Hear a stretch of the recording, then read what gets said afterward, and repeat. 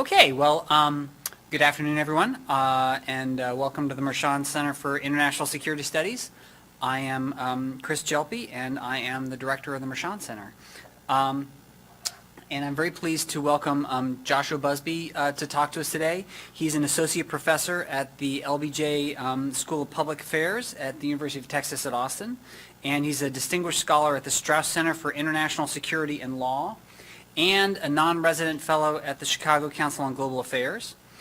He's published on transnational advocacy networks, climate change, global health, transnational advocacy movements, and other topics in international security, international studies quarterly, security studies, perspectives on politics, goes on and on. His first book on was Moral Movements and Foreign Policy, was published by Cambridge in 2010. And his second book, AIDS, Drugs for All, Social Movements and Market Transformation, with Ethan Kapstein, which I haven't read but sounds very interesting, won the Don K. Price Award from the APSA, which is the award for the best book on science, technology, and environmental politics. And Josh received his PhD from Georgetown University, and also has another connection I just found out about to Ohio State, which is that he grew up with Eric McGillivray. So thank you so much. Please join me in welcoming Josh Busby. Thank you. Thanks, Chris. Thanks to the Mershon Center for having me and for all the arrangements. Delighted to be here. So I'm going to talk about climate and security. What do we know? And it's a bit of a melange or a hybrid talk because I'm going to address three different strands of the work that I've been doing in this space. First, we're going to talk about how could climate change constitute a security threat? What do we know about the connections between climate and security? And then what places are most vulnerable to climate security consequences? And here I'm going to talk about more recent work I've been doing on South and Southeast Asia. Just by way of background, I've been writing on climate and security since 2004. First in a paper I did for Kofi Annan's Threats, Challenges, and Change initiative when he was Secretary General of the UN. And that got me thinking more about this topic. And so I did a couple of pieces for the Council on Foreign Relations, one in 2007, and I did one last year on water and U.S. national security, and have written for other think tanks. And then I've published in academic outlets such as Security Studies, International Security, Political Geography, and Climatic Change. And I've recently joined the Center for Climate Security as a senior research fellow. I've also been involved in two Department of Defense funded research initiatives, one on Africa, on climate change and African political stability that ended several years ago, and this newish one, Complex Emergencies and Political Stability in Asia, which is ending around now. So my comments are going to reflect that larger body of work. So how could climate change constitute a security threat? That's the first question I'd like to pose and answer. Now, it requires us to ask and answer the question, what is a national security threat? And so traditionally, when we think about security, we think about armed external attacks by a state against another state.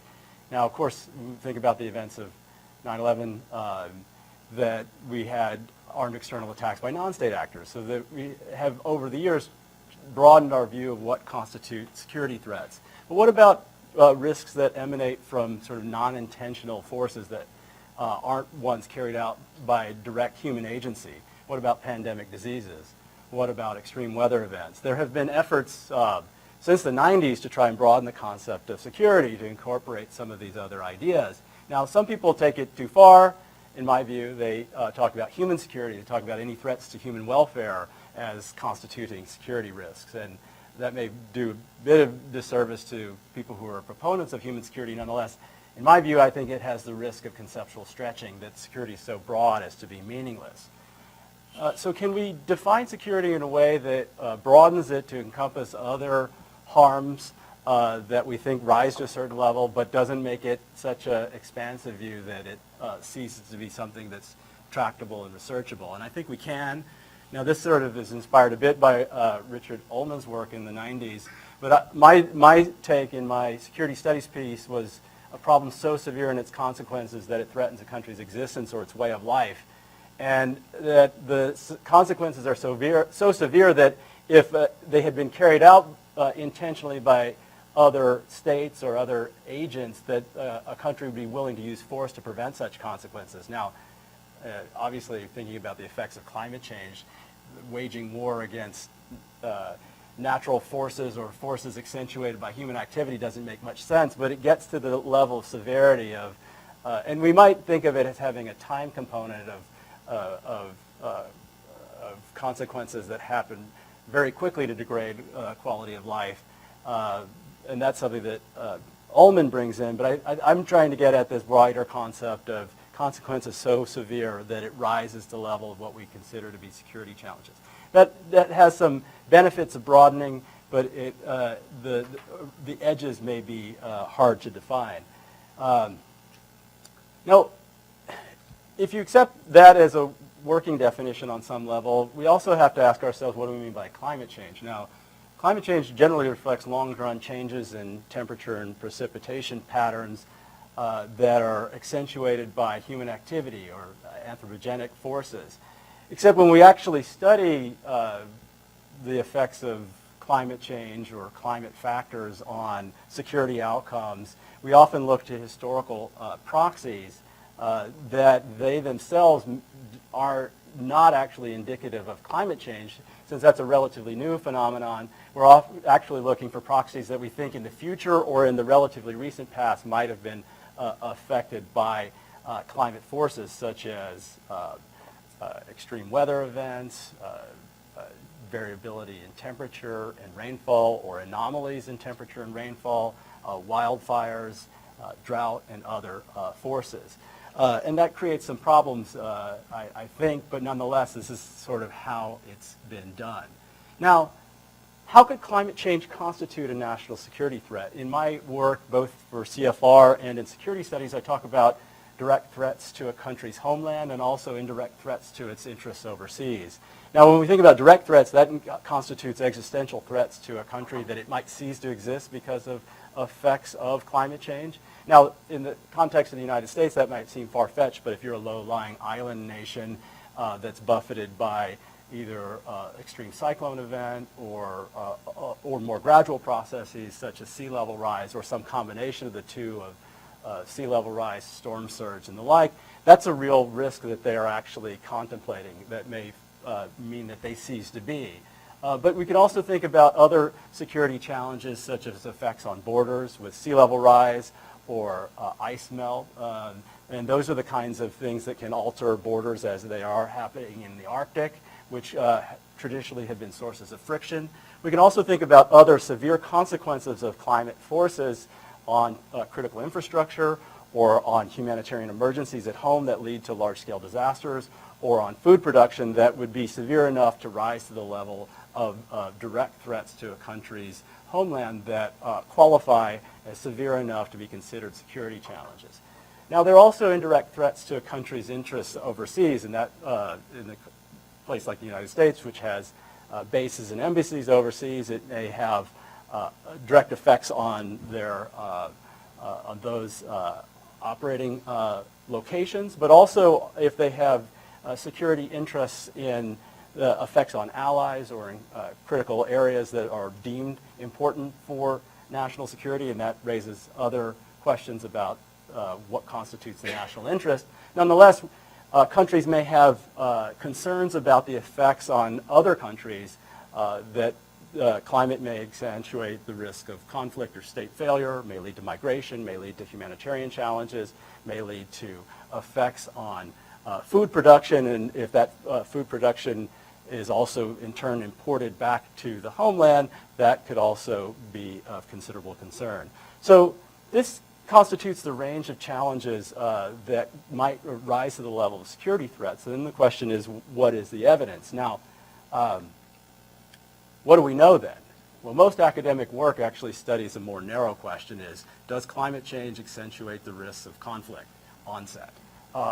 And that is in part because that's a tractable question that's familiar to what security scholars do. So in the policy space, they're interested in this wider set of security challenges that I talked about. In the academic literature, people are more narrowly focused on does climate change lead to conflict? And mostly, given the trajectory over the last several decades, maybe with some recent changes, most of the conflicts have been internal and had a strong focus on civil wars. So what do we know from that literature? And here I'm going to be drawing from recent remarks I gave at a Woodrow Wilson Center event and then blogged about on the Duck of Minerva. So if you're interested, some of these thoughts are elaborated there. Now, the direct causal connection between climate forces or climate change or climate variability and violence is contested. In 2014, the IPCC, the Intergovernmental Panel on Climate Change, had for the very first time a chapter on human security in that report. And as I mentioned, human security is a broader concept, but there was a chapter contained an important summary take on the relationship between climate and violence. And they said the evidence and the effect of climate change and variability on violence is contested, although there's little agreement about direct causality. Low per capita incomes, economic contraction, and inconsistent state institutions are associated with the incidence of violence. And I think that this is a careful and nuanced statement, behind which captures several subtleties. First, when they say violence, I think they're signaling an evolution in the field, which started out largely studying the connections between climate and armed conflict, namely civil wars between states and rebel movements, but has become broader to focus on other kinds of violence, on communal conflict between social groups, to other forms of social contestation, such as strikes and riots that can escalate into violence. And the second point is that the IPCC conclusion that the findings are contested reflects some sharp methodological debates between competing camps of scholars. So early findings were inconsistent, and it raised questions about whether scarcity or abundance was a driver of violence. And there was a vigorous debate between what I call the Berkeley economists and the PRIO group in Norway about the main findings in the field, which is probably in the weeds, but it largely relied on methodological and modeling assumptions, where the Berkeley folks were of the view that you should use fixed effects models and few covariates to ensure that the effects of climate factors are not biased down by the inclusion of variables that themselves are affected by climate factors. And the PRIO crew, by contrast, argued for the inclusion of political and social factors, as their exclusion likely biases models away from politics, which is for political scientists, or if you're political scientists like me, you're kind of interested in those things. So I think we're on the other side of that debate, but if you're interested, it's an important source of friction that occurred over the last decade. Now, the third point I wanted to make about this IPCC statement also signals the recognition that it's important to study the indirect pathways between climate change and violence, such as economic contraction and the mediating role played by domestic political institutions. And for me, this is the most important turn in the academic discussion, because it signals a return to an interest in causal mechanisms and pathways between environmental change and security outcomes, which in my view includes but is not limited to violence. Now, as I mentioned, the direct effects between climate and conflict are ambiguous. But the study of the indirect and conditional pathways is nascent. And so here I think there's a real opportunity for scholars to make a contribution. And there are kind of three different pathways that are thought of as ways that you get to violence. And then there are 5 mechanisms that I'm going to talk about in more detail in a second. So the first is that there may be processes that lower the opportunity cost of rebellion, that make it more attractive for people to pick up arms. The second way in which climate forces may end up leading to conflict is by undermining state capacity to suppress violence, state capacity to provide public goods. And the third sort of way in which violence may erupt is by aggravating intergroup tensions.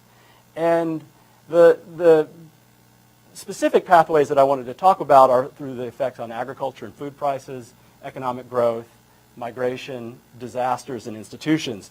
And here, we're really in the early stages, because so much of the energy over the last decade has been focused on, can we find a direct correlation between some set of climate factors and conflict onset. And there are lots of other things like conflict duration and other things that really haven't been studied. And all of these indirect pathways to violence have been understudied. Now, there have been some contributions here. And so on the first one, on agriculture and food prices, there's been some really important work. Again, this is looking at do climate factors depress agricultural production and in turn make violence more attractive for people to participate in rebel groups? Or do climate factors lead to lower agricultural production and in turn increase the costs of food and thereby maybe accentuate grievances for groups and encourage them to maybe mobilize in protest activity that might escalate into other kinds of violence? And this is certainly the pathway that's been mooted for how climate may have played a role in the Arab Spring. So some of the best work in this space includes work by Halvard Buhag. It's signaled here, this Rice or Riots paper. Other work on the food price dimension is by my former graduate student, Todd Smith, on the connection between domestic food price spikes and protest activity. There's some other really important work in this space, but a follow-on sort of pathway is really the effects on economic growth. And again, this is understudied in the literature. Vali Kubi's work is an exception, but we have a well understood link between economic growth and Civil War onset. And so we have some pretty important, at least conjectures, that climate may affect long-run economic growth, again, through agricultural production, but maybe through other forces, and that in turn should have a connection to conflict dynamics. Kubi's work hasn't found those associations, but I don't think it's the last word, and it in part may be a function of data availability. And there's a parallel discussion and a vigorous empirical debate in economics on whether natural disasters, for example, affect long-run economic performance, and nobody's made, as far as I know, the connection between natural disasters and economic growth, and in turn, economic growth and violence. I think there's a lot of productive work that could be done there. A third pathway is migration. And here we have some good studies in international relations by Salehian and Gleditsch on the potential for violence when refugees move across borders. You have the kind of spillover effects, contagion effects, intergroup conflict between groups that may result with refugee movements.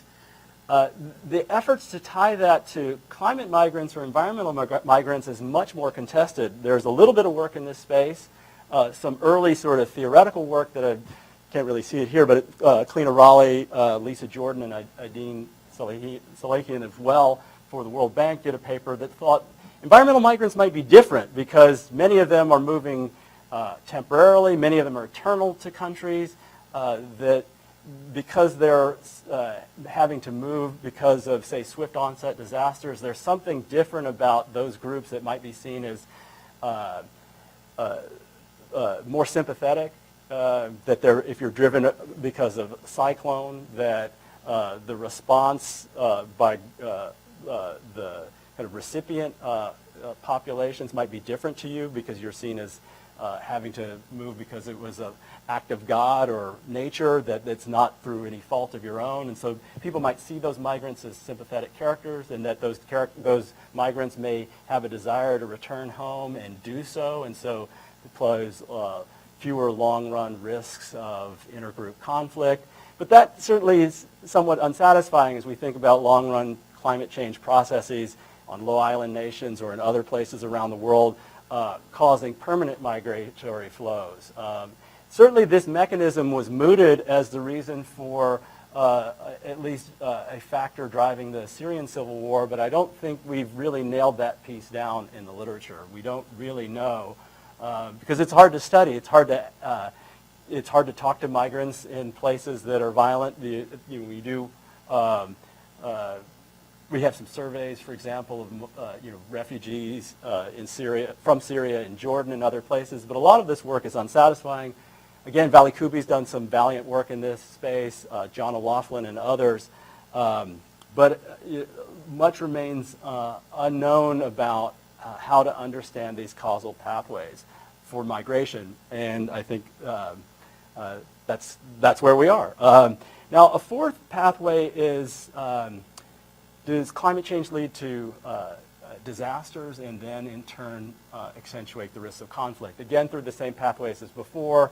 The kinds of things that are talked about are the effects on making rebellion more attractive, also undermining state legitimacy in the event of failure to deal adequately with disasters may delegitimize regimes and cause people to either take up arms, and in those states in turn, after disasters, may lack the state capacity to suppress violence. Now, there are mixed findings in this space, though. So there are some papers like this one by Nell and Righartz in ISQ that said, yes, we found a strong correlation that a number of different disaster types, including climate related ones, do indeed enhance the risk of violent conflict. And then you have others by Sledebach and then Bergholt and Lujala also have one in Journal of Peace Research that says, no, these findings go away with different model specification. I don't think it's the last word on this topic, but you do have a contested set of findings. There are other work out there that says, there's a work on disaster diplomacy that says under certain circumstances, the hazard impacts can be so severe as to make it more difficult for, say, rebel movements to continue the fight. And this is certainly the argument that's been made about the effects of the 2004 tsunami on Indonesia and why groups ultimately laid down their weapons. There are also ways in which disasters may accentuate the fellow feeling among groups that otherwise might have contested relations. But then there's a rich literature on do disaster and failed efforts by states to deal with disasters lead to regime turnover by Alejandro Flores and others. Again, we have mixed findings in this space, which is somewhat unsatisfying, but it's where we are in the field. And maybe it'll consolidate and lead us to have some consensus set of under specific conditions in the future, but this is the latest state of the debate. The final pathway that I wanted to talk about, not really pathway, it's more of a kind of conditional set of circumstances here that I think it's important for us to have an appreciation of, is the role played by both domestic and international institutions either in dampening or accentuating conflict. And here, there's been important work on the role of regime type, and that we might think that democracies respond differently than autocracies or anocracies. And so some of Salehian's and Hendrix's work does that. And then there's really good work at looking at the role of exclusive political institutions and how exclusive political institutions may drive grievances. And so Von Exchool, Tyson, and others write about that. As I said, most of this literature is focused on the indirect effects or on civil conflict and domestic conflict, but there's really important literature on transnational contestation over shared river basins. And the role played by international river basin management authorities in dampening conflict is found in a number of papers. One by Stefano in the Journal of Peace Research is one, but also another one by Tier and Stinnett in the same journal found that international institutions over water sharing that include agreements over how to share the water, how to mediate disputes, all of those have an important effect in dampening the risk of conflict. So here, the specific conditional effects of different institutional forms provide us a window into thinking about under what circumstances do climate factors potentially lead to violence or not. In many instances, it depends on whether state institutions domestically are good and solid and capable and inclusive, and whether international institutions also have some of those properties. So the frontier of this literature, in my view, is a move to more spatially disaggregated data. So there's a lot of incorporation of GIS and disaggregated grid square work to look at more fine-grained subnational analysis. It's also more temporally specific. And so this paper in PNAS by Von Exchool and her colleagues looks at it's not just looking at like annual rainfall averages at the national level. It's looking at spatially disaggregated rainfall in the growing season, because that's when it matters for agricultural production. And then it's looking at the conditional effects under specific circumstances. So it's looking at agriculturally dependent societies that have high political exclusion. And so these are the kind of conditional, temporally specific, subnational disaggregated effects. It's really the frontier of the best work in this space.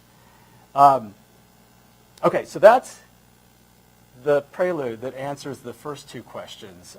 The first one being under what conditions could climate change constitute a security threat? What do we know? The third question I want to answer is what places are most vulnerable to climate security consequences? And here, as I mentioned, I've done climate vulnerability mapping for the past decade or so. We did a project on Africa called CCAP, so if you're interested, I'd encourage you to look at that work. But I want to talk a little bit about our work on South and Southeast Asia. We did 11 countries in South and Southeast Asia for the Pentagon, trying to assess which places in the region are likely to be most vulnerable to what I call climate security vulnerability. And just to motivate this a little bit, in 2008, Myanmar experienced a Cat 5 tropical cyclone, and ultimately the government wasn't willing to allow much international assistance, and this is at the time, it was a kind of prelude to its quasi-democratic transition, and its failed response ultimately resulted in 140,000 people dying, right? Now contrast that with the experience, somewhat contrasted with Pakistan, that in 2010 experienced severe flooding that dislocated tens of millions of people, and they had something of a haphazard openness to international assistance, although it was a little more welcoming of international assistance, but their own governance system for being able to deal with this threat, which affected on the order of 20 million people, even larger than this estimate, ultimately ended up in some 1,500 to 2,000 people dying. Here, again, we see problems in governance, but a little bit more openness to accepting international assistance. A third case that I wanted to talk a little bit about is a cyclone that buffeted Odisha state in India in 2013.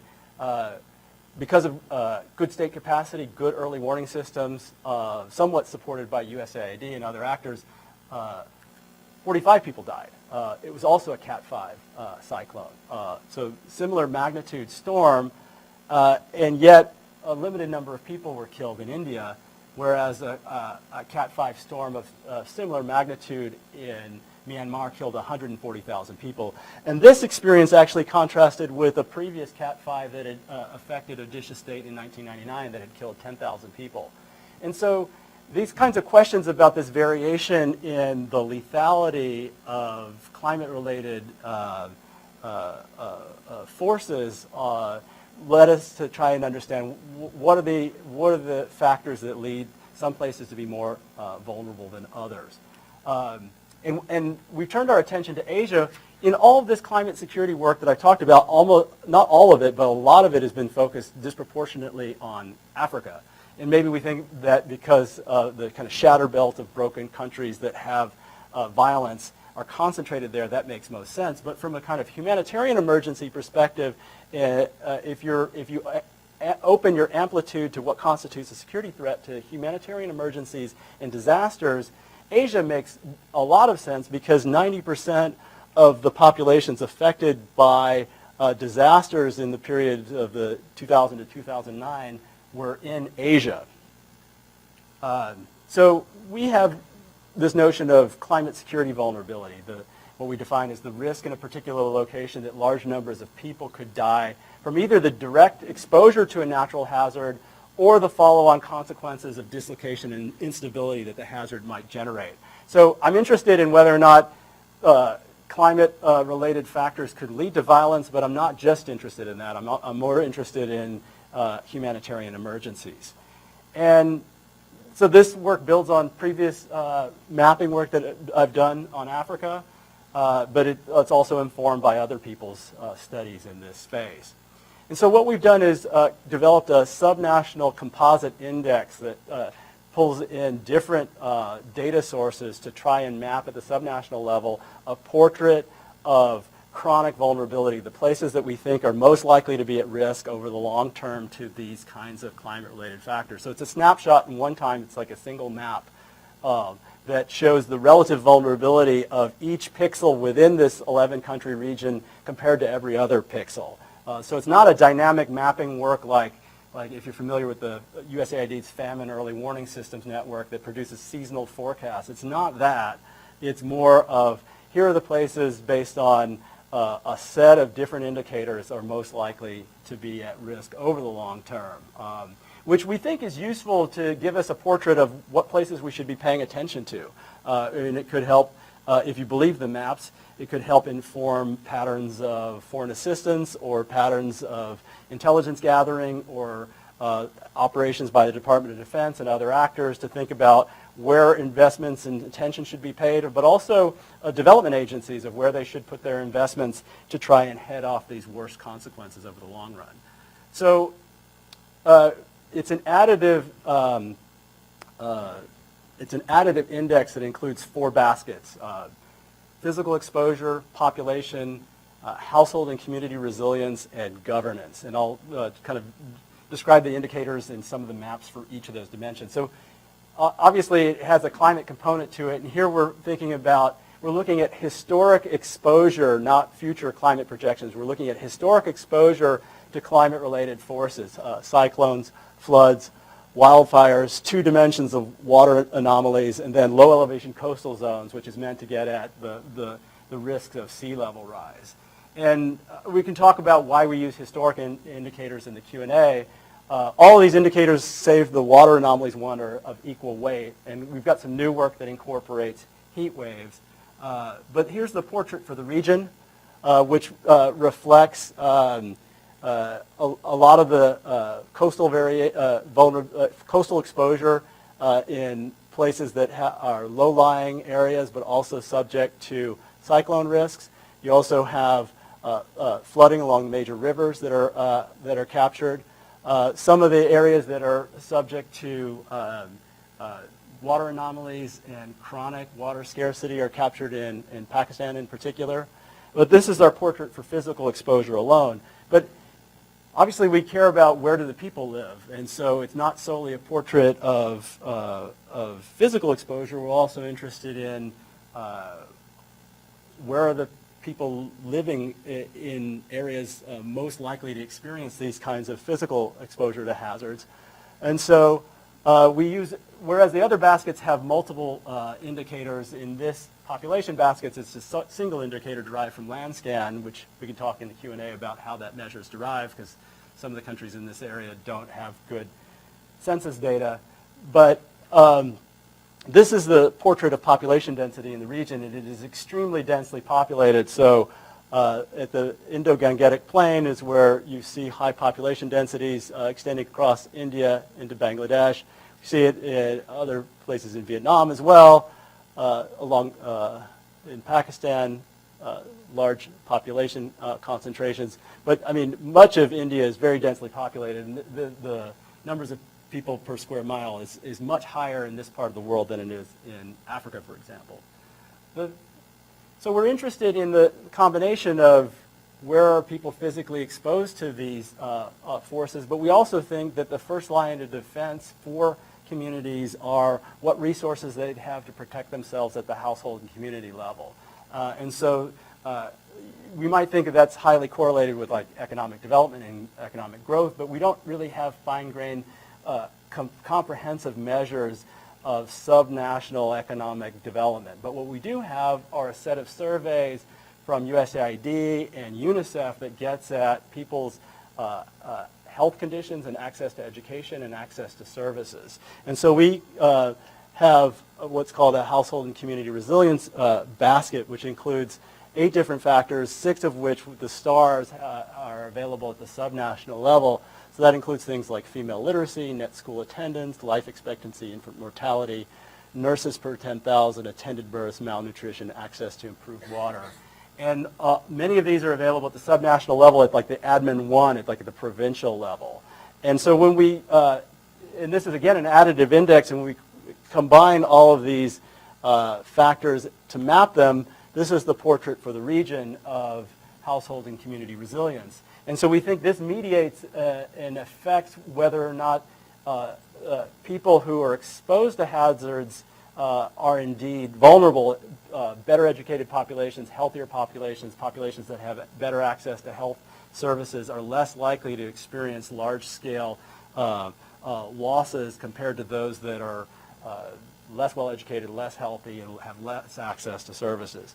And so the portrait shows much of Pakistan has low community resilience, pockets in eastern India, much of Bangladesh, Myanmar, and also Laos.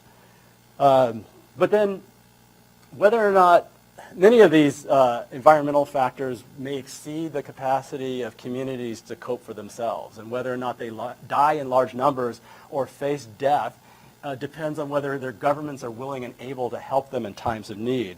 And so here we bring in governance dimensions, which I think is relevant for political scientists, but the indicators that are available to us are often only national ones. So we include measures of government effectiveness, voice and accountability from the World Bank, 2 measures of political stability from the Poly 4 data sets, and then a measure of global integration, which tries to capture this kind of degree of autarky that countries like Myanmar have historically faced, which made them less able to tap on less able and willing to tap on international assistance networks in times of need.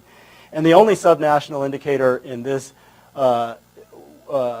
basket is violent events, which we use data from the Political Instability Task Force. And the portrait for governance for the region yields this map that relative to the rest of the region, Myanmar is by far the least well-governed, but also Nepal not so good.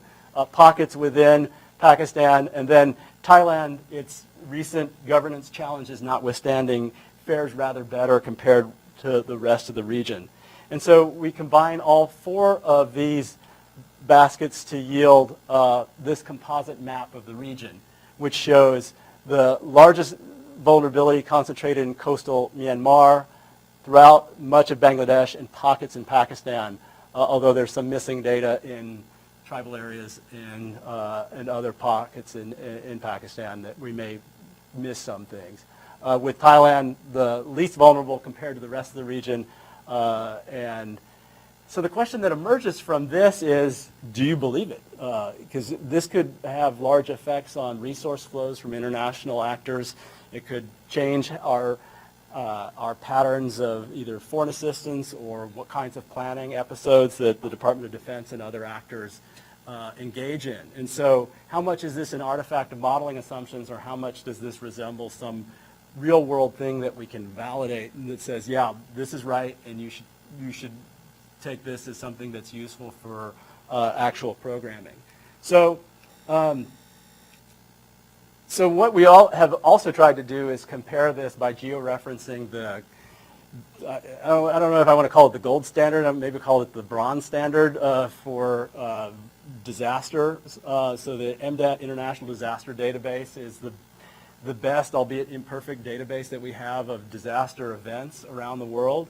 And we geocode, they have a fair amount of geographic information in them, so we geocoded them at the Admin 1 level, both the numbers of climate-related events for the period 1998 to 2014, but also the fatalities as well as the affected populations. And as you start to get into fatality estimates and affected populations, you start to think, I don't know if I believe the data, but we mapped it to see, are the patterns that are here similar to the patterns that we portrayed in our maps?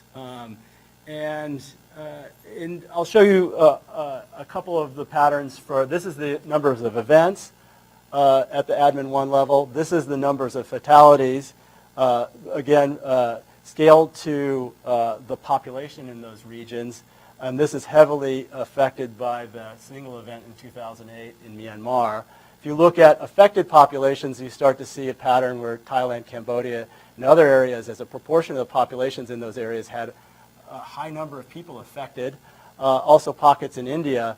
And when you do a side-by-side comparison and you say, here's our maps, which shows Myanmar, Pakistan, and Bangladesh to be the most vulnerable, you think, like, who should I believe? Does MDAT have a better portrait? Because these patterns aren't, they don't really resemble each other, which is somewhat unsatisfying. Which leads us to believe that one of us or both of us are wrong, because we both can't be right. But it could be a function of reporting. India and some of the other countries in the region, Thailand, Cambodia, might have, well, maybe not Cambodia, but they might have better reporting. It could be that we're comparing apples and oranges here on some level. But it gets at the challenge of validation of models of this type, because if it's purely a model that shows what we want it to show because of certain assumptions about the additive nature of these properties, it could be extremely problematic. So what we've also done beyond these comparisons to MDAT is to compare it to other kinds of, how sensitive is this model that's based on 4 equally weighted baskets and additive indicators, how sensitive is it to alternative specifications? So we've done a 2-basket model that's just population and physical exposure. How different are these maps when you add in household and community resilience and governance? How different are they if you do a 3-basket model? If you take out governance, or if you take out household and community resilience, or what if you multiply them? What if you multiply, because you could have a place that's very vulnerable in our model, but is low climate vulnerability. And so we have an alternative variant that actually doesn't look very different when you multiply climate times the addition of these other 3 baskets. So it's the kind of sensitivity test that I think is revealing, and I can show you in the Q&A some of how the map patterns are different and what difference maps look like, so you can see them side by side if you're so inclined. But one of the other kinds of questions that we have to ask about this is that how complete are this? Are there key indicators missing? And some of our ground truthing and just reading the newspaper realized that there were large numbers of people in recent years in Pakistan and India dying in heat wave events. And so we've developed some indicators of heat waves, which in the Q&A I can tell you a bit more about. And this is added in a new map of, in our new physical exposure basket, we've added in heat waves, which doesn't really change the overall patterns, but accentuates the vulnerability in Pakistan and in Western India a little bit. But when you have a lot of indicators already in there and you add one additional one, it doesn't change the overall patterns all that much. There are other additional extensions that we'd like to do. We're looking at climate change factors in isolation, but there are other kinds of environmental change like land degradation that may intersect with climate change. So we think about conversion of mangroves to peri-urban areas like in Chennai in southern India. That's happened in recent years, that when they've had extreme flooding events, the fact that they've converted those mangroves into parking lots and impervious surfaces has made those places even more vulnerable than they were. And we've been working with remote sensors at the University of Oklahoma to try and figure out if we could create an indicator of land degradation. One other piece that's relevant here is that India looks somewhat undifferentiated in terms of overall vulnerability. And we know that there's considerable internal variation within India, but our indicators of governance are all national level indicators. And so we've got some, and we didn't make as much progress on this as I would have liked. I think we can start, because India has rather better information than other countries, disaggregated subnational indicators of governance quality, which would start to bring, and then do India-only maps that would map India relative to itself rather than relative to the rest of the region. And I think that would accentuate some of these internal differences, which would likely reveal that some of the places in like Bihar and Jharkhand in northeastern India are likely to face much higher vulnerability when we pull in those dimensions, I think, if we're able to do that.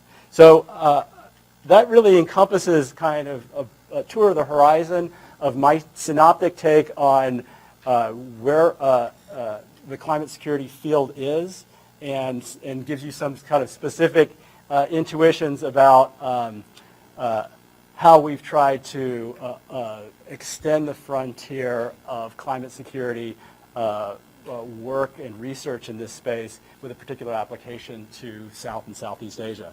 So I'll stop there and look forward to your questions. Thank you.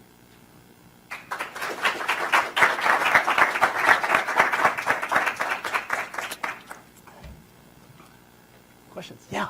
Yeah, would you talk a little bit about, don't quite have a connection with climate change. What you're basically doing is looking at disasters that have happened. Climate change may affect that one way or the other. The point is you're dealing with disasters. Yeah. And not necessarily climate change that's causing. We've had famine, we've had Yeah. earthquakes, obviously not climate change related. Right. Typhoons and stuff forever. Absolutely. So that would be, so they're vulnerable to natural disasters, not necessarily, they're some more vulnerable. The other part is basically what happens when things get better, in the sense that if, you have an earthquake in Puerto Rico, in Haiti, and it kills 300,000 people, the same Yeah. earthquake in San Francisco kills 10. Yeah. And it's had, obviously, fuzzy construction. Yeah. And as you get richer, you can have more of that, as you have more air conditioning. Right. Development from natural. Yeah. And put it also, basically, where does violence come in? You talk about these disasters Yeah. very vividly, but there doesn't seem to be any violence that came out of that. So in terms Right. of security, in that sense, Yeah. there doesn't seem to be much protection. Yeah, sure. Let me collect a couple, and then I'll answer several others. Yeah. Maybe I'll put a more positive spin on John's first Yeah. question, which is that the fact that your composite vulnerability Yeah. map is based on historic Mm-hmm. natural disasters and then a bunch of other factors that are pretty general just in terms of how resilient the community would be to Yeah. disruptions. It has the virtue that it might tell us where climate change is going to have the most concerning impacts, but in the meantime, Yeah. it tells us where natural disasters are likely to have the worst impacts and where Yeah. resilience is the worst. So in terms of planning and policy, Yeah. it has this virtue of leading to sort of no regrets policies. I mean, these are the places we want to be focused on anyway, even if Yeah. there aren't major climate impacts. Yeah. So that's a more positive spin on John's question. Yeah, absolutely. Let me take one more, and then I'll. Yeah, right. There. My question goes back to, I guess, the definition of security. Yeah. And you said some of this work was for Department of Defense. Yeah. And do they agree with your definition of what constitutes security, which you would expect a U.S. Yeah, absolutely. Let me take each of those in turn. So, where does climate change come in, right? That's their first question. So, as I mentioned, that most of the indicators that people use to study sort of climate security use proxies of past climate factors to try and study these issues, even though the climate signal, the anthropogenic signal of climate change isn't readily apparent necessarily in any of the data sources, right? So one of the challenges is future climate change might produce patterns of geographic exposure and intensity that are different from what we've experienced historically. The problem is that until recently, most of the, basically, I think we as social scientists are not well equipped to study the future, right? That is not, we're into kind of prophecy and prognostication. Our forte is analyzing the past, and so we are able to use proxies of climate indicators, which we think of as likely accentuated in the future, recognizing that that may be imperfect because like mean precipitation levels may change, the geography of where heavy rainfall events may change in the future, the tail distributions are likely to be different in the future, but our best bet of the places in the near to medium term for where climate change is likely to concentrate are what places were recently affected, historically in the, in the near recent past. So, There are some better climate models, like we collaborated in one piece in climatic change with climate modelers who are doing spatially disaggregated projections for drought days and temperature events in Africa. And at the time, the state of the art was, when we first started talking to them, they said, well, I think we can give you some estimates for 2080. How's that? And I'm like, well, we'll all be dead then, and none of the policymakers they don't care about that.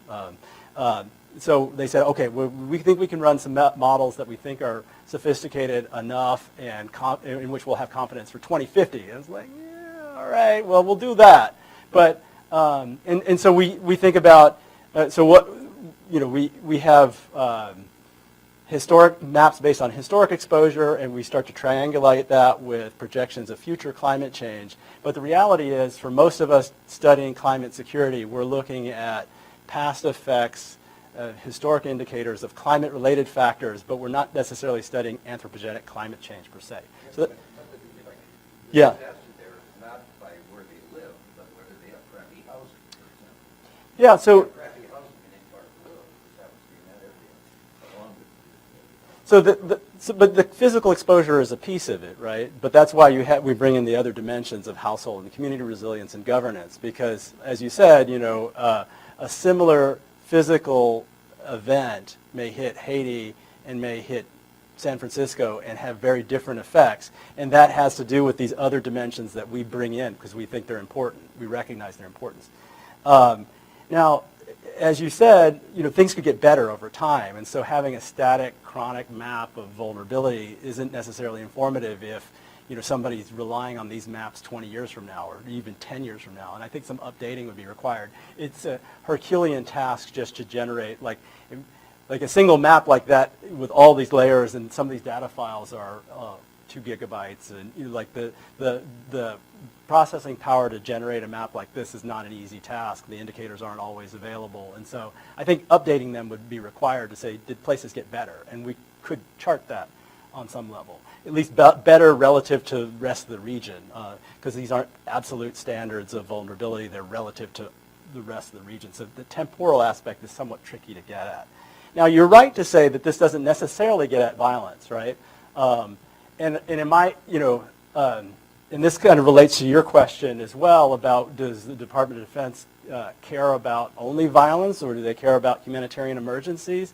Well, I think the answer is that political scientists only care about violence, but the Department of Defense has to prepare for lots of different contingencies, including the diversion of their military capabilities for humanitarian response. And that's something they have to do all the time. And so they actually care a lot more than we political scientists do about sort of the softer dimensions of humanitarian response, because that affects their portfolio of things that they have to do on a regular basis.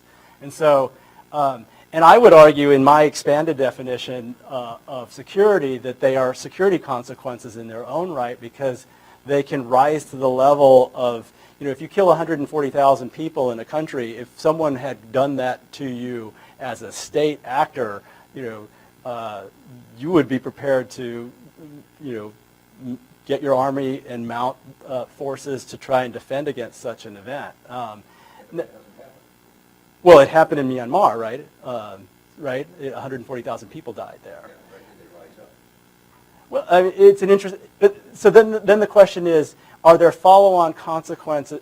Do we care about the effects on those 140,000 people, or do we care about the follow-on consequences in political instability and effects on the regime? And I think it's enough for me to care about those 140,000. I also care about the follow-on consequences on instability and regime type and the like.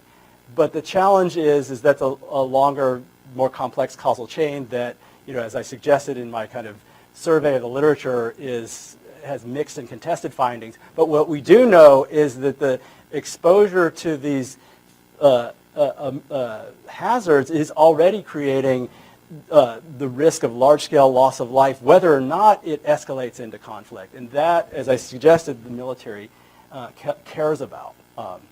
And I think maybe in the context I addressed your observation as well. Other questions?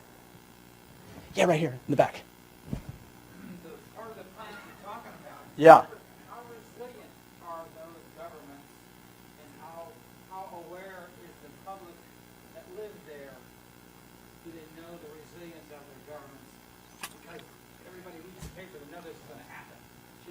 Should the public say, well, our government doesn't care, we should move, or our government is going to be resilient and have programs to help us survive this? I think there's considerable variation in, I guess the question is, what are public expectations of state responsibility for them in times of need? And that, I think there's some expectation in countries like Bangladesh, which has that's an interesting one because they have a very vibrant NGO presence. And so on some level, the expectations may be less directed towards the state and might be directed towards international interlocutors and local NGOs. But there's some sense that the state is meant to provide for them. In India, I think there's a large expectation the state should have an obligation. In Myanmar, I don't know if we don't have any good survey evidence, but I think that my supposition is that the expectation by citizens is mightily attenuated, both based on past practice, and if you think about recent episodes like their treatment of the Rohingya, I just can't imagine that your average citizen in Myanmar has great expectations that if they're buffeted by cyclone risks in times of need, that anybody's coming to help them out. But I think there's variation both between states in the region and within states. And so, there's, like within India, if you're in Jharkhand or Bihar, or you might have diminished sense to pay, you might think that the state capacity there is rather less, the internal state capacity. Let me collect a couple. Yeah, right here. Yeah. Mm-hmm. One's a comment and one's a question. Yeah. The comment, early on in your talk, you spent a lot of time talking about the various mixed modes. Yeah. And I guess that doesn't surprise me at all. Yeah. That given how complex these problems are, Mm-hmm. how much contextuality there is, there's all kinds of conditionalities. Yeah. I'm not surprised. I'd be astonished if those mixed findings ever went away. Yeah. So in that case, what's the point of the mixed findings? Yeah. Why are we doing? Okay, we're going to show this is a very complex process. Yeah. There's not much that you can do from a policy standpoint. Right. That's why I like the maps, actually. Yeah. The maps are simple, and there's a clear policy implication. Right. Whereas all these academic mixed findings, it's like, okay, this is a hill of beans and nothing we can do about it. Yeah. So that's my comment. Yeah, I guess yeah. the question I had goes back to the initial question about security, Yeah. which is, I wondered, if you'd be open to talk by how could climate change constitute a security threat? Yeah. National security threat. And you quickly pushed aside the human security Yeah. argument and start with the national security. And I wondered if you're not moving too quickly into the national security frame. Yeah. Moving out of the human security. Because Yeah. at the end of the talk, when you describe climate security vulnerability, Yeah. this sounds like risks to people, Yeah. not to states or Right. countries. This sounds like human security. Right. So human security in the extreme form, yes, it's true. Yeah. In the narrower form, it's more physical form. Yeah. I think it's actually exactly what you're talking about. Right. And especially because your whole interest is in disaggregating the national level data into the Yeah. sub-level. Yeah. In the various regions and so on. So, and by extension, that would go more and more micro. Yeah. into the data. Right. So, in a way, I don't see this as a project about national security threats at Right. all. This is really about security threats to different people and different regions Yeah. at different times. Yeah. So I wondered if maybe you're still a bit caught up in the old-fashioned national security Yeah. stuff that all of us in IR are trained in. Yeah. And then maybe the human security framework maybe is actually more useful for you than the giving kind. Yeah. Yeah. Let me bracket that, and I'll come back to it and take up a couple others. Yeah. Actually, mine flows really well off Yeah. of that. I was going to ask about human security as well, Yeah. because you start the project framing it as this is explicitly a non-human security Yeah. project that's broad. Yeah. And you're going to take this national security approach. Yeah. It seems like a lot of the causal pathways from climate change to violence flow through some of the human security areas like political security and health security and Yeah. these sub-levels of human security. Right. So echoing Alex's point of maybe human security might be useful, just why Yeah. that decision was made. Right. And then my second question has to do with your measure of community and health resilience. Yeah. Mm-hmm. I'm just curious what your definition of resilience is Yeah. in this context, because I know there's some debate Mm-hmm. in ecological literature versus social science use of Right. resilience, and then how those submeasures of that variable Mm-hmm. relate to that definition. Right. Yeah, that's good questions. Let me take one more, and then is there another hand? Okay, I can go ahead with this one. Yeah, so when I first wrote the security studies paper in 2008, I felt like I maybe needed to make some distinction between I wanted to broaden the definition of security, but I felt like the human security focus was too broad in that, like if you look at if you even look at the human security chapter in the IPCC report, they're worried about sort of like loss of linguistic identity and things. And there's something about that just felt like if I'm a traditional security type in the policy space, which I'm kind of at the intersection of academia and policy, when they hear that, if I'm talking to somebody in the DoD, they're just going to think, you lost me there, buddy, you know? And so I wanted to basically bound it on some level, and it does, I think you're right in that if we're looking at large-scale loss of life to human populations, it does reflect a kind of democratization of our appreciation of security, that we're not just interested in threats to the nation state's existence. And so on some level that's kind of an embrace of human security, but it is still a move a little bit away from any threats to human well-being, because there's a whole literature on like food security and livelihood security, and all of those things are labeled security problems by the human security literature in ways that maybe tries to, thinking about the securitization discussions from Oli Weber and others, or thinking about the foundational kind of piece in Millennium by Dan Dudney that kind of questioned this whole effort to securitize the environment. And so I wanted to say, okay, here's something that a traditional security type would recognize without going all the way over to we must defend the linguistic security of populations that are affected by climate factors, as that chapter, if you read it in the IPCC report, does, which kind of gets into territory that I think is too far. Now, on this community and household resilience question, resilience has, as you alluded to, lots of different, there's no uniform definition of vulnerability out there, and there's no uniform definition of resilience. People talk about, the bounce back potential for communities to come back to as if there was some pre-disaster exposure equilibrium. But what if, returning to bouncing back to something that was awful before sounds not so good. Maybe you want to bounce forward, and so. This piece that I'm drawing from is now under second R&R at World Development, and that if it survives it would be because we finessed that. Because the reviewers were like, what do you mean by resilience? And I'm like, I can't answer that because there's no, it's a term that we use to capture this discrete area, which is meant to, be a proxy for the resources that communities and households have to protect themselves. So we called it resilience, but if you don't like the term, just ignore it. But it's hard to, we needed to have we needed to embrace the idea of resilience somewhere, but we did it in a more narrow way to reflect this household and community level area. But it's still somewhat unsatisfying, but I don't think we'll ever be satisfied. I wanted to return, though, to the point that you raised earlier about we have these mixed findings that will probably never be unmixed, right?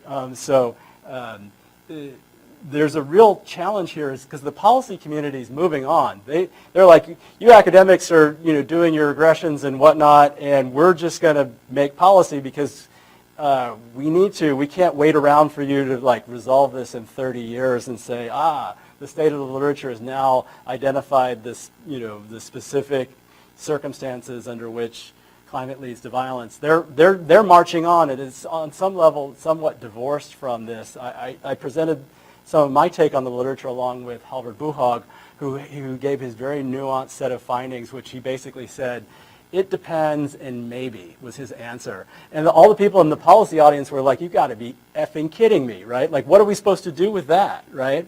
And so I gave a second set of remarks that I'm going to blog about next week, also on the doc, which is basically the von Eck School paper that I referenced earlier. Actually, if they knew how to talk to policymakers, it actually it's incredibly policy relevant. So what they found is, I'm looking at this other computer, not the one that, they found that the highest risks of conflict were in agriculturally dependent societies that had regimes with high political exclusion that faced anomalies with growing season drought.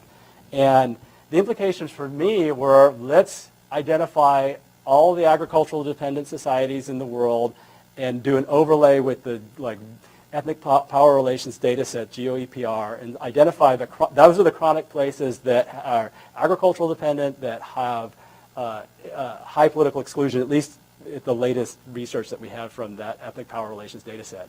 And then we could track a seasonal variable, which would be rainy season anomalies. And then we know the chronic places which have ag dependence and political exclusion.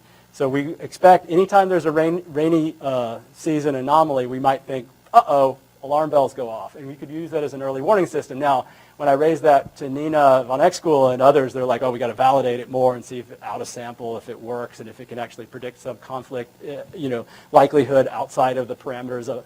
I'm like, okay, you go ahead and do that. But if I were a policymaker, I might feel like I'm pretty confident in this indicator now that I might want to develop an early warning system around that. And I think that would be eminently tractable, and it allows us to get at the specific conditions under which these kinds of factors may lead to violence.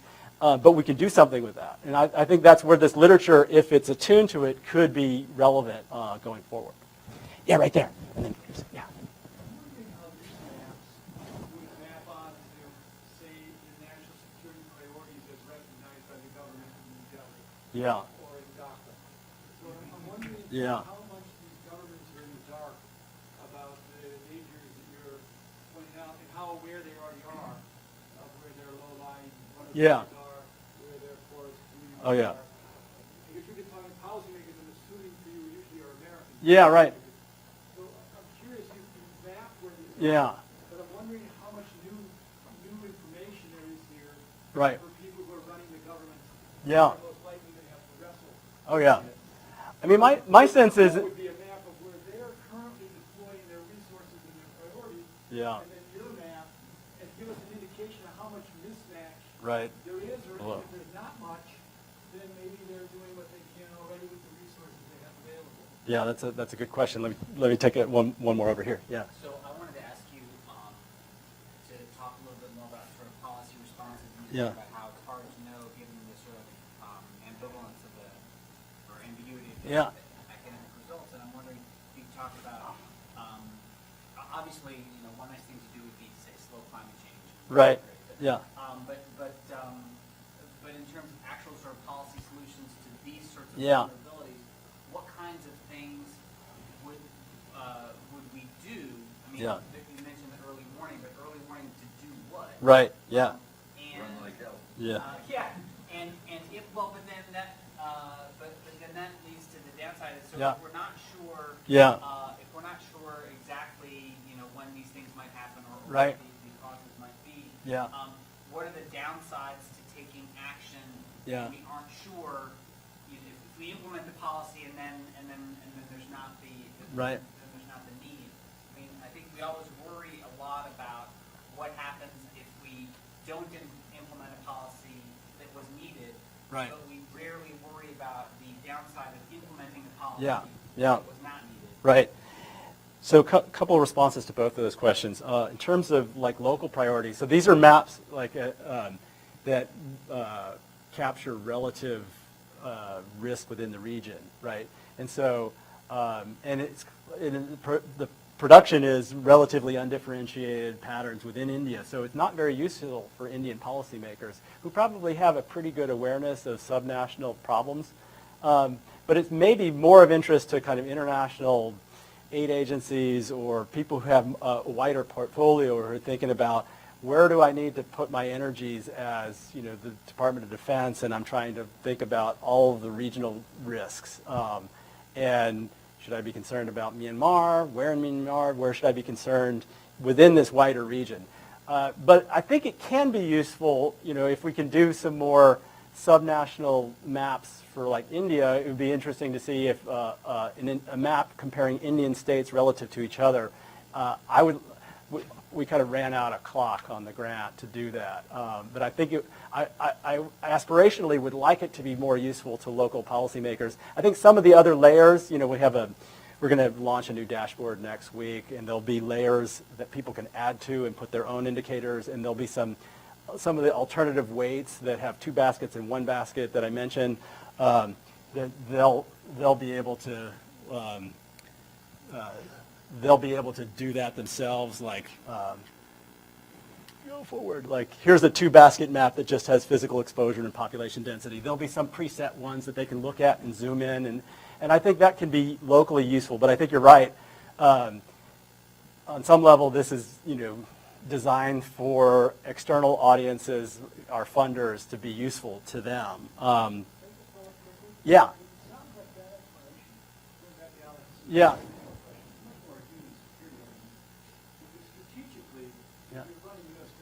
Yeah. Not necessarily interested in where the most people hungry or where's the Yeah. most famine, where's the most likely drought. You're interested strategically. Yeah. Yeah. That was his main gist. Right. Strategic aid doesn't go Yeah. where there is the greatest need in terms of human security. Right. So if I was a strategic policymaker in the United States, this would be kind of interesting. Yeah. Well, the interesting. That I'm going to invest in Myanmar because Myanmar is the most likely place to have a drought. Yeah. Unless Myanmar has some strategic value. So in my, Way I would deal with yeah. famine. So this begs the question of, are any of these places strategically important to the U.S.? Yeah, yeah. So in my previous work, I did in our Africa work, you kind of create a similar map, which basically shows Somalia is the most vulnerable continent-wide, and there have been Herculean efforts by the climate security community to basically say like why you should care about some of these places. But if you're being honest, you look at some of the places like in Africa relative to other security risks, you might just say it's not a strategically consequential place for Americans for the most part, except when it comes to terrorism. But even that, if you're stepping back and you're a realist, you might say that's misguided, and we're basically using drone strikes to defend and fight people who are motivated by local grievances, and we're actually international. Like, there are lots of things that I would problematize. I tried to map for that project the intersection of U.S. strategic interests in the region and our vulnerability maps to see where they'd overlap. And doing that is fraught. So what are your indicators? Like I use critical minerals and oil deposits and oil fields and I understand the impulse, but that it's kind of above my pay grade to say, do you care about any of these places in the region? I'm going to use that lens of the climate security vulnerability that maybe they'll care, maybe they won't care. But that kind of comes from outside the model. Now to your question about policy relevance, I actually think that there are other things beyond early warning systems that are important. So Ethiopia, for example, faced a very bad drought last year and previous years. And it wasn't so bad because they invested not only in early warning systems, but they had food security measures that were prepositioned aid. They had, now it's interesting to think about because they didn't have a famine, whereas across the border in recent years, Somalia has had famines. And it had to do with increased state capacity, lots of investments to try and ensure that food was able to, thinking about entitlements and kind of Amartya Sen's work, that there were ways to get food to people even though there wasn't locally food available. And that headed off larger risk of famine, although subsequently they've had a really important political movement by the Oromo who have contested their political exclusion that has recently led to the resignation of their prime minister, which I think gets back at these knock-on consequences of instability that may follow from exposure moments. So that they maybe did a better job on human security, but they couldn't shield themselves from some of the wider political contestation.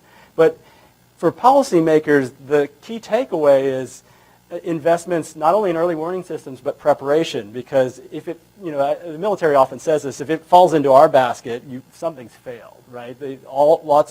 Most of the things that need to happen in this space that have to do with climate security consequences are investments in State Department, USAID, civilian instruments, not things that the military is good and equipped to do. Because if it gets to be the military's problem, if it's humanitarian response, then lots of things fail.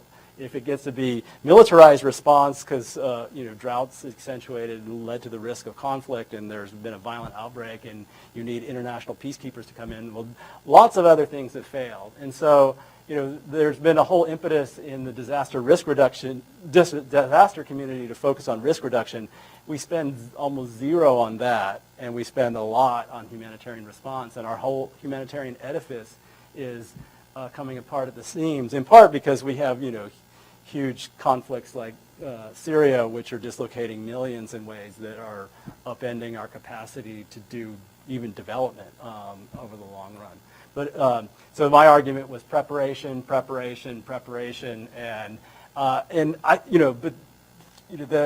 so I think there are some things that we can do that are informed by this work that goes beyond early warning systems. Whether or not policymakers in their infinite wisdom will respond accordingly, at least in this political moment we live in this country, remains to be seen. Big question mark. Other questions? Yeah. Two quick questions. So one is, you Yeah. mentioned in the last IPCC report that Yeah. you address security in kind of a narrow way. Yeah. Do you have a sense of whether the next report is dealing with Yeah. security more systematically? It seems like they might Mm. review if they were interested in that. So Halvard Buhag is going to be contributing to the next IPCC report, but there isn't going to be a chapter on human security. There isn't even going to be an impacts chapter. The way he told it sounded like, do what?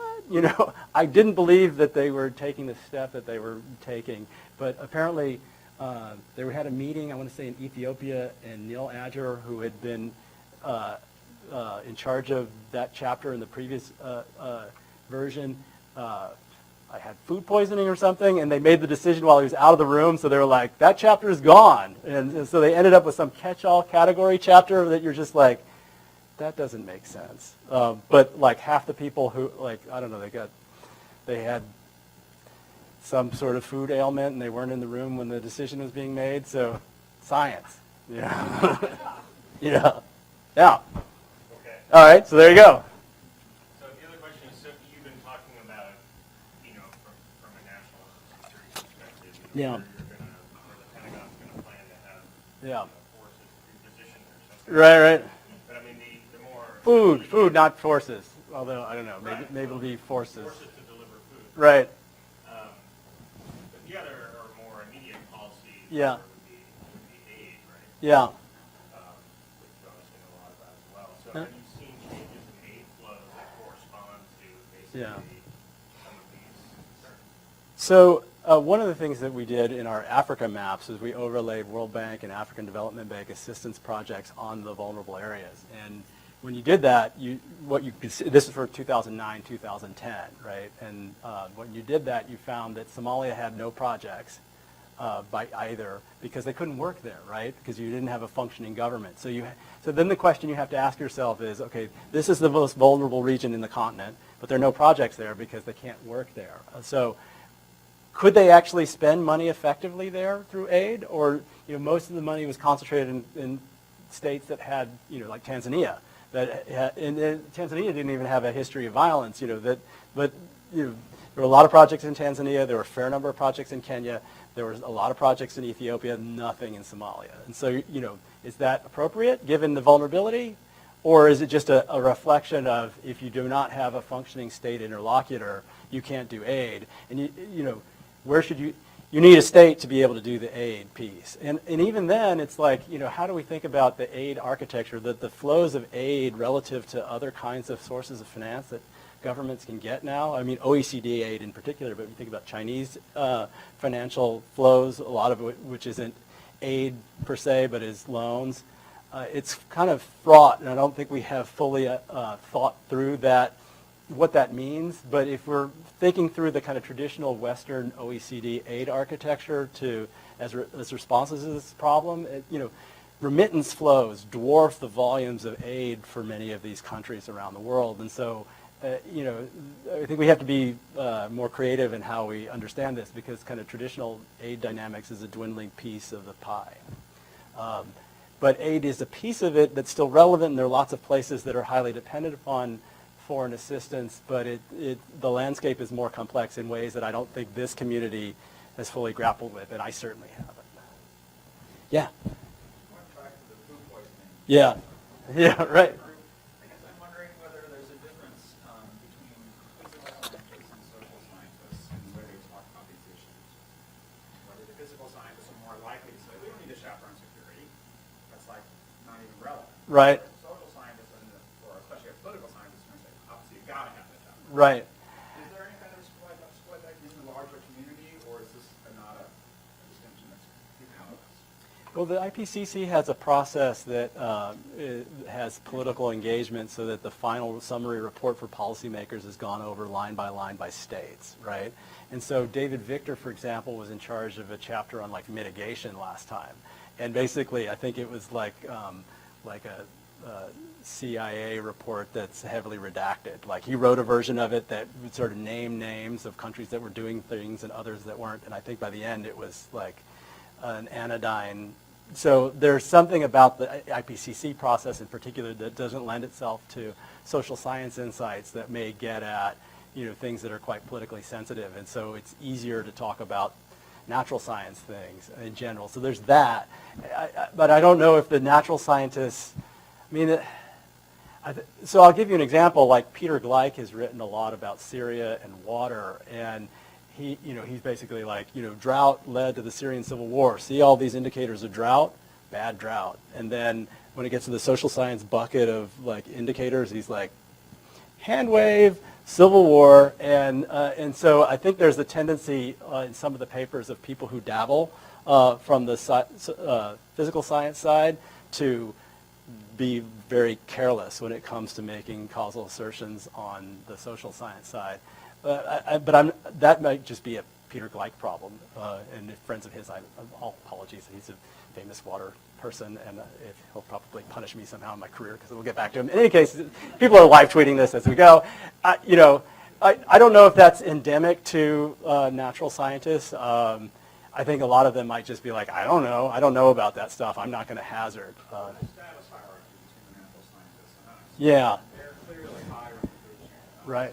Well, the interesting thing is the split between the economists who have dabbled in this space, like Solomon Shang, who got into nasty fights with Halvard Buhag over this, because Shang, they've got really good PR people, and they do pieces in science and proceedings in National Academy of Sciences, and the review processes for those journals are not very careful when it comes to the social science bits of it. So they have great econometrics and great PR outfits that say, we've done this meta-analysis of 60 different papers, and we're able to show that for every one standard deviation in some climate anomaly, that the risk of conflict doubles. But then you scratch the surface, and they've basically left out all the political variables that we care about, and they have a defense of that with this fixed effects thing that I described earlier. But Halvard's team basically thinks that those guys have hyped the threat in ways that they're talking about this link as equivalent to the finding that smoking causes cancer, and you're just like, oh God, we're looking at conditional effects that look at it's very frustrating. But those guys, think about the pedigree of economists versus political scientists. These economists get away with stuff in those natural science journals, because the natural science journals don't know who to go to for good referees. But they're famous because Social science gets published in these top-tier physical science journals. yeah, and the economists can get away with it because they got fancy methods that it's hard for other people to be like, oh, you poke at that. And Halvard's done a pretty good job at it, but it ends up being a kind of he said, she said, he said, she, and then you're just like, who do you believe? And then the policy community says, yawn. We're going to move on, and we're just going to plan independent of what you guys are contributing over there. Nice arguments you're having. Almost at the witching hour. Yeah? Yeah. So you mentioned early on in your presentation that certain aspects of climate security were kind of understudied. Yeah. Do you think overall climate security is understudied within the international security literature? And if so, do you have any thoughts on why that might be? Oh, God. It doesn't feel understudied at the moment. It's a pretty hot topic, or it has been. You know, like there was a moment in the 2000s which people were looking at like AIDS and security, and that died because I don't think there was a there for people to continue to do empirical work. Whereas this problem is going to be the gift that keeps on giving because we're going to be stuck with it until the end of humanity. Because we've baked into the cake so much climate change already that we're going to be discussing whether or not it has some security consequences for a long time. But what's understudied is, you know, certain regions like Asia, Middle East. Africa has gotten a lot of attention, and Cullen Hendricks had a recent piece that talked about the streetlight effect. Basically, not only is Africa overstudied, but it's like English-speaking countries are overstudied because going to Francophone countries or Portuguese-speaking countries, like it's hard to do social science. It's hard to do social science in the Democratic Republic of Congo, or hard to do social science in Somalia. And so we end up going to Kenya and Tanzania and other places because there's English spoken and it's maybe relatively safe to operate there. And so there's lots of lacuna like that, based on ease of access and familiarity to social scientists, that's a problem. And these causal pathways that we've spent so much time of like chunking it up to say, is there a direct correlation with violence that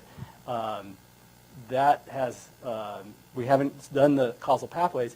And the last plea is a return to qualitative methods, right?